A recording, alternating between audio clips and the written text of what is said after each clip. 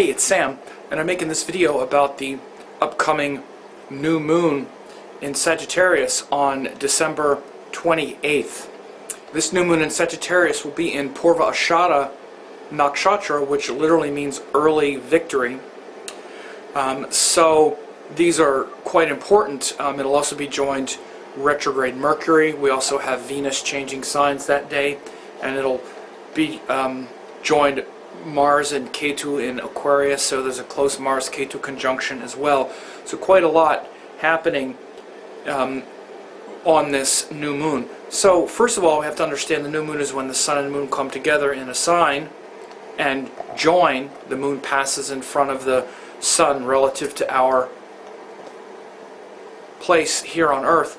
And so that's like the start of a new cycle, like the sperm meeting the egg and it creating a 30-day cycle. Happens each year, and this year it's the Sagittarius cycle that's happening on December 28th. So for 30 days we'll be really learning that Sagittarius lesson, which is about greater hope, inspiration, purpose, belief. And you know, that falls under the rubric of what people would often call religion, but it's not just religions, it's just what you believe. And you can believe a lot of things. You can believe in some high spiritual principle, or you can believe in things that are racist and harsh and nasty. They're both beliefs. They're both related to that quality of Sagittarius and Jupiter, who is the ruler of Sagittarius. So the reason they're both, that sort of range exists is because when, for instance, when Jupiter is powerful, or when that function works well in our life, then we actually follow teachings and we actually believe in things that are worthy of our higher mind and intelligence and wisdom. Because you see, we all have our beliefs because we want to have an answer to why things are happening in this world, and we want to remain inspired, and we want to understand the bigger picture. And so again, sometimes the bigger picture are things that just revolve around life on Earth. Sometimes the bigger picture is, well, I don't really know how it all works, but I'm just going to enjoy life and do the best I can for everybody, and try to make a lot of money and be happy and keep it simple. That might not sound like a religion, but if that's someone's answer, if that's someone's philosophy, which is a really good word for Jupiter and Sagittarius especially, then that's their religion, you might say. And again, especially when we're young, we have these kind of ideas about things. And then what happens is, as we get older, we start losing things. People die. We realize we're not as smart as we think, and all those opinions and ideas we have get kind of crushed over time, which is the nature of Saturn. And then we start to literally look for a deep, profound meaning and purpose. And a lot of that comes from things also that we can't control, and our fears, and that stuff like, death and pain and struggle and worry actually have a lot to do with the previous sign of Scorpio. So out of the turmoil and the lack of control and the sort of triggering and irrational fear of Scorpio, we look for an answer in Sagittarius. We look for a higher purpose and a higher meaning. So those things are going to be important for the next 30 days starting on December 28th. Now, the Nakshatras, which are the stellar mansions, the individual portions within each zodiac sign, break the sign up into into 2 1/4 nakshatras. And so this new moon is happening in the nakshatra of Poorva Shadow, which is the second nakshatra in Sagittarius. The first one is called Mula, where we go deep into the roots of things. We pull things out by the roots and we plant new seeds that grow. And then the second nakshatra, Poorva Shadow, which is where we have this new moon, is literally where we nurture those seeds, where we have to nurture those seeds with love and care and water those seeds that we planted in Mula.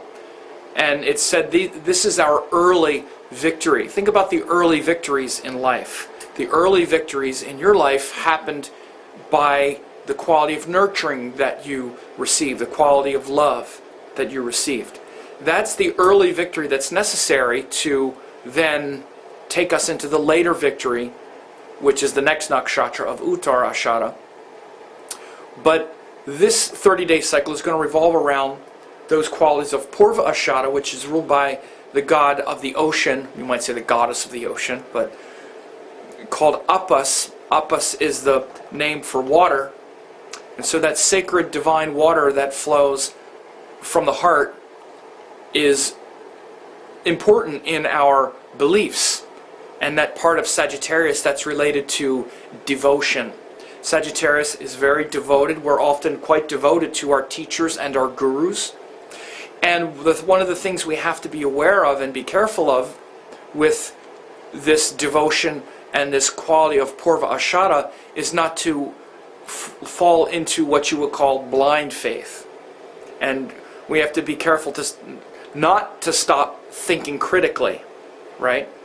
And just trust it because I believe it, because I was told it, right? There's a certain amount of our religion and our beliefs, especially when it's authentic spirituality, where at some point we need to trust that our teachers know what they're talking about and listen to what they say. Of course, we need to be able to challenge the teacher as well, and the teacher needs to be able to answer the questions and welcome the challenge. That's when you know that it's an authentic teacher, because they can answer your questions and they don't mind you questioning them, and in fact they appreciate it. When a teacher says just believe what I say, that's usually not the teacher for us. And so we may just believe blindly in something, though, simply because we want to believe. And see, this is a part of human nature, is we want to believe. We want to believe that there's a higher purpose. And because we want to believe, we may stop thinking critically. We may stop looking deeper into it, because doing so means we're threatening our own comfort zone, our own comfort level. I remember years ago, back when I lived in Maryland, there used to be these bumper stickers, maybe there still are, that said, God said it, I believe it, and that settles it. Like, okay, that would be what you would call sort of blind faith. The biggest problem with blind faith is not that, well, there's several, but one of them is that then we think our religion is right and every other one is wrong. We become way too literal. But the other thing is that if we don't understand what we believe, and if our beliefs have not been tested against our critical mind, the powers of our inquiry, then we will not use them when we need them. And you see this all the time. People have these beliefs, they have this religion, but then when they get into crisis, they don't fall back on any of the teachings. Instead, they fall back on what they've actually learned how to do. And they fall back on the ego. They fall back on accusation and blame and control and struggle, because that's what they've actually learned. And we actually know what we've put into practice. That's what we actually know. The only things that you actually know is what you've actually lived. You might believe a whole lot of other things, but you know what you have lived. And if you want to really know that your beliefs are real, start practicing them. Start challenging them, start putting the teachings into practice.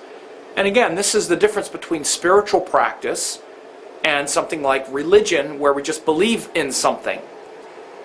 It doesn't mean that, for instance, someone who practices yoga. Yoga is not a religion, it's a practice. But the practice of yoga will connect you with a deeper source, so you start to understand what the teachings and, let's say, what the religion or the spiritual or the faith-based part of yogic culture is about.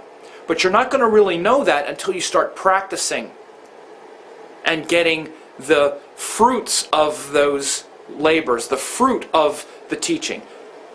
For instance, someone might believe in yoga. Oh yeah, I believe in yoga. I believe it's helpful. But then they never practice it. So the belief is it's almost pointless. And by the way, it happens a lot with astrology. I have to tell people all the time, I don't believe in astrology. It's not a religion, it's a practice. And people who say, oh, I don't believe in astrology, I don't believe in it, I don't believe in it, there's no proof of it, I don't believe in it, they're being foolish. It's not a religion. You're not supposed to believe in it, you're supposed to practice it. And this is why I kind of come down a little bit on people who even believe in astrology and who talk, well, how come these other people don't believe? And they talk down to them, and I'm like, wait a minute, don't talk down to them. Why should they believe? They should practice. And we're skeptical about anything until we practice it and until we understand it. And that includes people who have religious beliefs that they don't practice or that they don't test. They might what's called proselytize or talk it up, but again, when push comes to shove, you see how little they actually really believe in it, because you see how little they actually practice it when they should be. So these are all big themes for the next 30 days starting on the 28th. If you want to know how this is going to impact your sign, I have a member site, and I do these forecasts each month for each of the 12 signs, because this is going to be different for every sign. If you're Pisces, this new moon is happening in your 10th house, which is something totally different than if you're Cancer, where this new moon is happening in your 6th house, or you're Libra, where this is happening in your 3rd house. So this new cycle sends a whole trajectory for that entire month. So if you want to know how this is going to impact your sign, then you can join the member site. You also get daily forecasts every day. Only 50 cents, you get to try it. And you also get 8 hours worth of classes, master classes, where I show you how to read your chart, I show you really how astrology works, I show you some other really important things that I learned, and some lectures that I just give you for free, 8 hours worth. So, last thing I'll talk about is that just in the general forecast, well, we also have Mercury join that new moon, which is really important because Mercury is the ruler of the opposite sign. So the planet that needs to ask those questions and get into that inquiry is Mercury, and it's actually joined the sun and moon at the time. So it's a very good time for the next 30 days to really question and challenge your beliefs, your biases, your preconceived ideas about how things really work, and be willing to shake up your own paradigm so that you can, more effectively integrate what you believe and what you have learned. That includes people who believe in astrology as well and like study it a little bit. It's very good for students to not just believe and be inspired by it, but get down into the details and see how it works. So in addition, we have Venus changing signs. It's going to be a little tricky for relationships for the next month or so. With Venus will be moving in Aquarius. It's going to be getting closer to Mars-Ketu in the sky, but that Mars-Ketu conjunction is also going to be very close.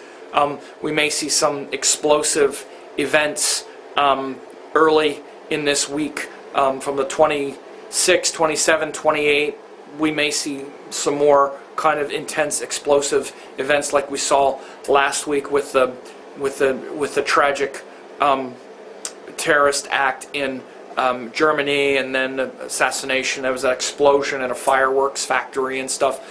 That was reminiscent of Mars-Ketu getting really close. So we might see some of that explosive stuff. Even if it's not literally bombs blowing up, we might see some very sudden and shocking explosive things. Like, for instance, over the weekend, very shocking sudden thing with Israel and the United States and their relationship. And we may see some very erratic, unpredictable things in the next week or so as well. But this is mainly about that new moon in Sagittarius. Great time for you and everyone to get really clear about your beliefs, what you believe. Take them beyond just the blind faith, but really focus on what inspires you, what gives you higher meaning and purpose. It's very important because Saturn is going to move into Sagittarius for the next couple years, starting at the end of January. So I talk about that in my 2016 forecast as well if you haven't gotten that yet. So sign up for that as well. It's free. So anyway, have a great week. And again, I encourage you to get the member site, only 50 cents. I'm going to be doing a live update on how this is going to affect all 12 zodiac signs on Tuesday. So on Tuesday, day before the new moon, I'm going to do that live update just for the members. So you have to be a registered member, and then you would get that as well. So go ahead and do that also.